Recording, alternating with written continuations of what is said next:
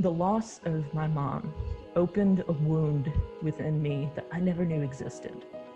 I never knew it was there until it happened. And now coming back to think about it, it's the experience in the fact that I lost two moms within one lifetime. And that doesn't happen often. And it was eye-opening to me, and still is. And which is why part of the reason why I'm grateful for it is because I probably wouldn't have been here.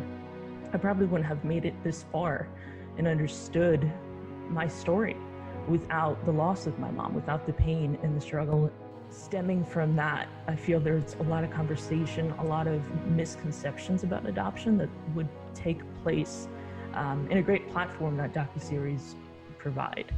And letting it be kind of open source, but definitely having a docuseries about the misconceptions, but also the stories. I'd love to use my story as a vehicle to tell a larger story and to have a different conversation.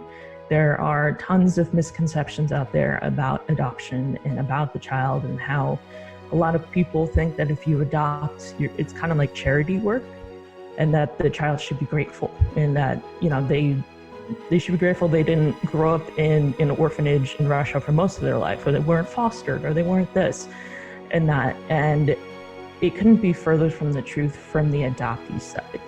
The questioning and the questions and the confusion that we have that really stay with us for most of our lives, and we never really understand why.